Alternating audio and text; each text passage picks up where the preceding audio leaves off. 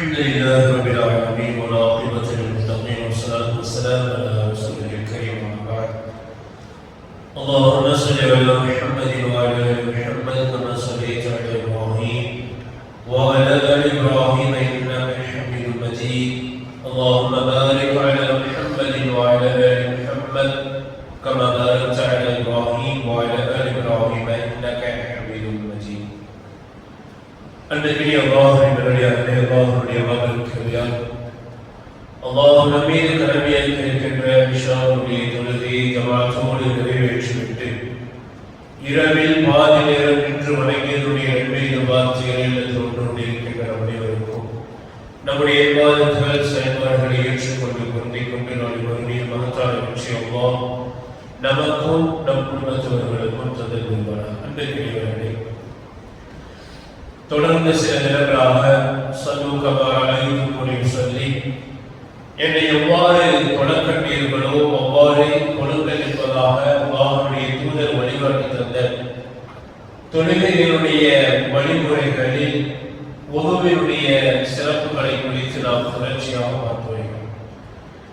அதனுடைய தொடர்ச்சியாக இன்றைய தினம் முஸ்லிம் என்ற ஹதீஸ் கிதாபிலே 1180வது பதிவு செய்யப்பட்டிருக்கின்ற ஒரு ஹதீஸ்.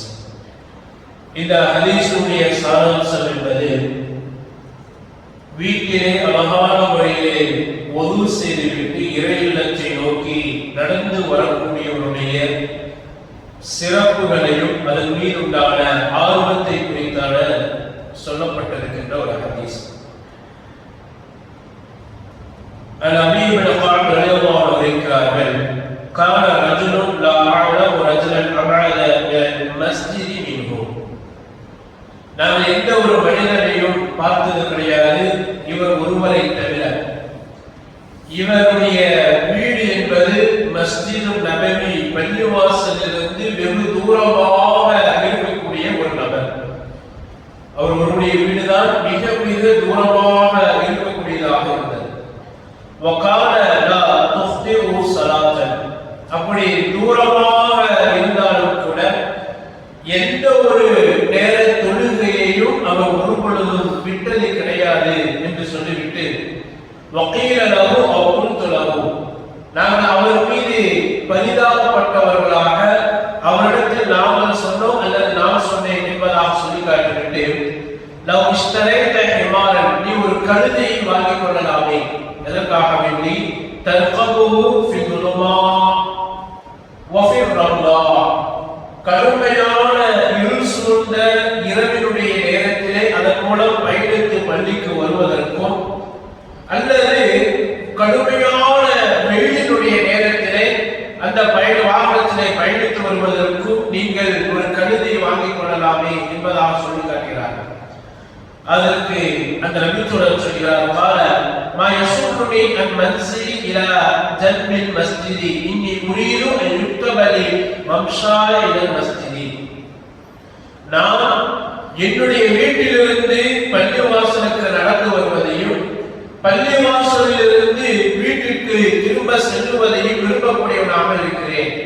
ஏனென்று சொன்னால் அதன் மூலம் என்னுடைய பாவங்கள் மன்னிக்கப்படுவதற்கும் என்னுடைய தரஜாக்கள் உயர்த்தப்படுவதையும் நான் அதன் மூலம் விரும்புகிறேன் என்பதாக அந்த நபித்தோழர் குறிப்பிட்டு காட்டுகிறார். இதற்கு பிறகு நபிகள் நாயகம் ஸல்லல்லாஹு அலைஹி வஸல்லம் சொல்கிறார்கள், கத் ஜமஅ அல்லாஹு லக ذلك كله, அந்த எல்லா விதமான நன்மையையும் அல்லாஹ் உங்கள் விஷயத்தில் ஒன்றுபடுத்தி விட்டார் என்பதாக அல்லாஹ்வுடைய தூதர் நபிகள் நாயகம் ஸல்லல்லாஹு அலைஹி வஸல்லம் கூறினார்கள். அதற்குரிய அல்லாஹ்வின் நல்லடியார்களே, இந்த ஹதீஸிலே நாம் விளங்கிக் கொள்ள வேண்டிய மிக முக்கியமான ஒரு விஷயம் என்னவென்று சொன்னால், இறை இல்லத்திற்கு நடந்து வருவதனுடைய சிறப்பு. அல்லாஹ்வுடைய தூதர், நீங்கள் எடுத்து வைக்கின்ற ஒவ்வொரு எண்ணிற்கும் ஒரு பாதத்தை நாம் பூமியிலே வீட்டிலே அழகான முறையிலே ஒன்று செய்துவிட்டு தொழுகை நிறைவேற்ற வேண்டும் என்பதற்காக நடந்து வருகிறோம் என்று சொன்னால், நாம் எடுத்து வைக்கின்ற ஒரு பாதத்தின் மூலம் எல்லாம் பாவங்களை மன்னிக்கிறார். இரண்டாவது பாதத்தை பூமியிலே வைக்கின்ற நேரம் ஒரு தரஜாவை அல்லாஹ் தஆலா உயர்த்துகிறார்.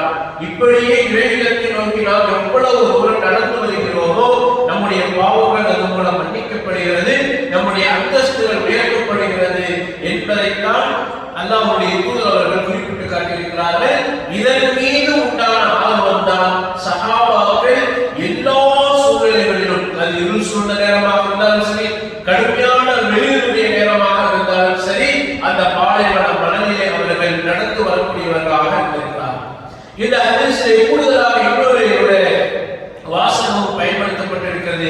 எப்படி என்று சொன்னால், அது நபித்தோழர் சொல்கிறார், நான் உங்களுக்கு ஒரு வாகனத்தை வாங்கி தரட்டுமா என்று சொன்ன நபித்தோழரிடத்திலே மஸ்ஜித் நபவியை ஒட்டி அல்லாஹ்வுடைய தூதர் வீடும் அதை ஒட்டி என்னுடைய வீடும் கையில் இருக்கப்பட்டிருப்பதை போன்று இருப்பதை நான் ஒருபொழுதும் விரும்பவில்லை, மாறாக என் தூரமாக இருப்பதை விரும்புகிறேன் என்பதாக சொல்லும் பொழுது அதை கேட்ட மற்ற சஹாபாக்கள் வெட்கப்பட்டார்கள் என்பதாக கூட, அதை கேட்ட ஒரு மாதிரியாக அவர்கள் மனநிலை மாறியது என்பதாக கூட அந்த ஹதீஸில் சொல்லப்பட்டிருக்கிறது. அன்பானவர்களே, பள்ளிவாசலை நோக்கி நடந்து வரக்கூடியவர்களுக்கு அல்லாஹ் ரப்பல் ஆலமீன் ஏராளமான கண்ணியங்களை வழங்கி இருக்கிறார்.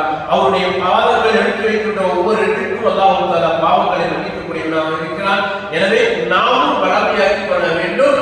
நம்முடைய வீடுகளில் ஒதுக்களை செய்துவிட்டு வீட்டிலிருந்து நடந்து வருவதற்கான அதிகப்படியான ஒரு முயற்சி நாம் எடுத்தோமேயானால் அல்லாஹ் ரப்பல் ஆலமீன் அதன் மூலம் கிடைக்கக்கூடிய பாக்கியங்களையும் கண்ணியங்களையும் நமக்கு வழங்கக்கூடியவனாக இருக்கின்றார். அப்படிப்பட்ட கண்ணியத்தை பெற்று வாழக்கூடிய மக்களாக, அதற்கான பாதையை முயற்சி செய்யக்கூடிய மக்களாக அல்லாஹ் ரப்பல் ஆலமீன் நம் அனைவர்களையும் ஆக்கி அருள்வானாக.